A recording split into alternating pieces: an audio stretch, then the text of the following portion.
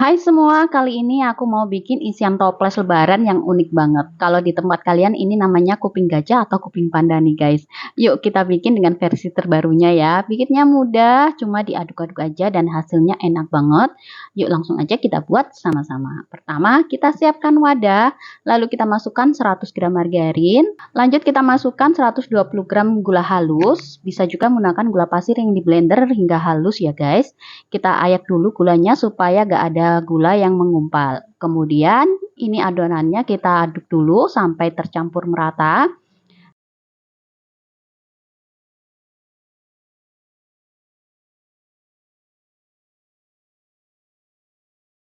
Nah, kalau sudah tercampur merata kayak gini, lanjut kita masukkan 500 gram tepung terigu protein sedang. Tepungnya kita ayak juga ya guys, supaya gak ada yang mengumpal. Lalu tambahkan 125 gram tepung tapioka.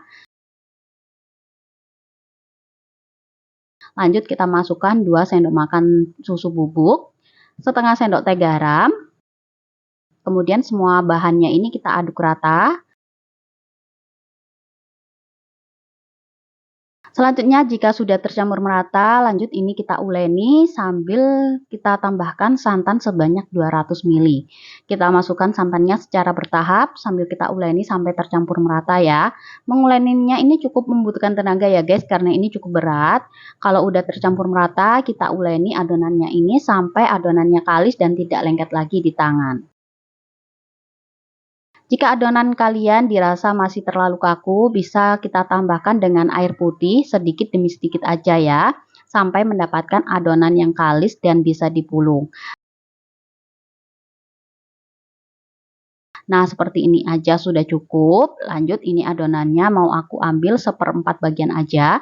Nah, untuk adonan yang banyak kita sisihkan dulu ya. Selanjutnya untuk adonan yang lebih sedikit ini, mau aku tambahkan dengan 1 sendok makan bubuk coklat. Dan ini aku tambahkan juga pasta coklat secukupnya. Lalu kita uleni lagi sampai merata. Jangan lupa kita tambahkan air, menambahkannya sedikit demi sedikit aja ya guys, supaya adonannya nanti tidak terlalu lembek. Kita uleni terus sampai coklat dan pastanya ini tercampur merata dengan adonan. Ini adonannya harus kalis dan bisa dibentuk ya. Dan kurasa segini aja udah cukup. Selanjutnya kita bagi-bagi adonannya menjadi 4 bagian. Untuk adonan coklatnya kita bagi juga menjadi 4 bagian ya.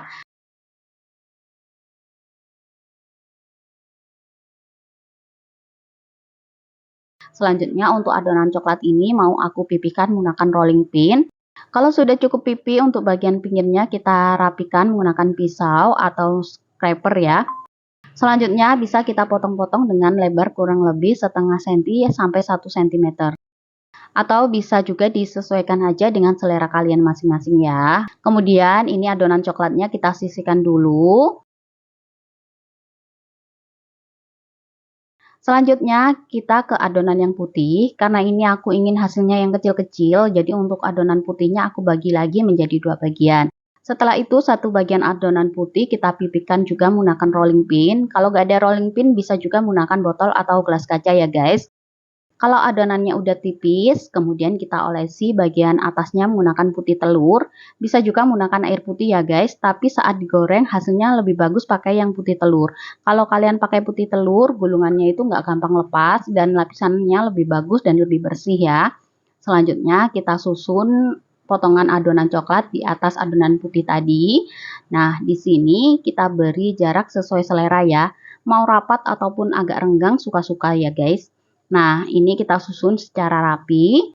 Kalau kalian menggunakan olesan air, untuk adonannya kita gilas lagi ya, agar adonan coklatnya ini lebih menempel. Karena ini aku menggunakan putih telur, jadi bebas ya mau digilas lagi atau enggak suka-suka aja.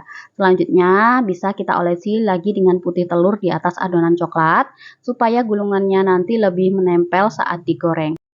Nah, kalau sudah seperti ini, bisa kita gulung lagi dari ujung ke ujung ya. Untuk cara menggulungnya bisa kalian gulung sambil ditekan-tekan agar nanti saat dipotong tidak ada rongganya ya. Setelah selesai kita gulung, lalu adonan ini kita bungkus dengan plastik dan kita rapatkan seperti ini. Ini adonannya kita bungkus itu supaya adonannya rapat dan tidak menempel satu sama lain ya guys. Selanjutnya kita ulangi cara ini sampai adonannya habis.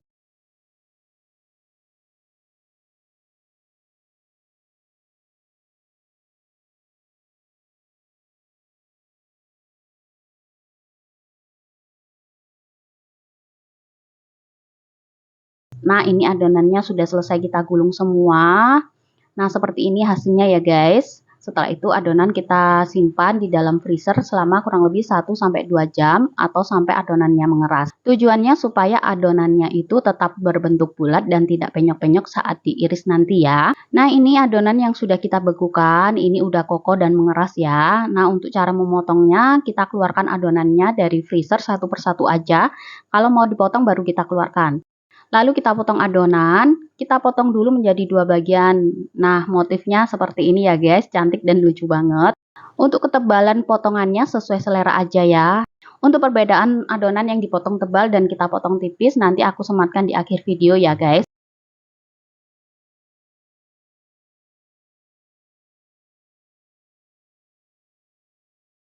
Nah, kalau udah selesai kita potong-potong, ini sudah siap kita goreng.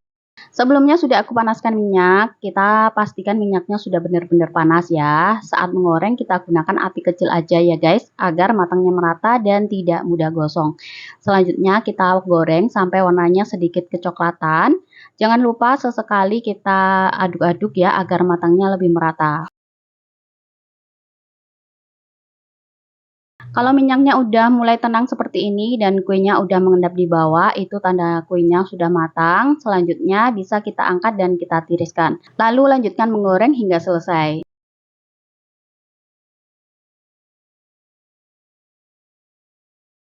Nah, ini dia kuping pandanya yang udah jadi. Hasilnya banyak banget ya. Hasilnya cantik dan warnanya menarik banget. Nah, ini untuk hasil kue kuping pandanya yang udah aku potong tipis, ini hasilnya seperti ini, agak cekung ya. Nah, untuk yang lebih tebal hasilnya itu seperti ini, jadi tidak terlalu melengkung juga. Sedikit tips ya guys, jika ingin hasil yang melengkung atau mengerucut, saat memipihkan adonannya yang tipis ya guys, karena semakin banyak gulungan, hasilnya akan semakin mengerucut dan membentuk topi. Jadi kalian lebih suka yang mana sesuai selera aja. Nah, mudah banget kan guys untuk cara buatnya. Semoga resepnya bermanfaat dan jangan lupa cobain di rumah ya.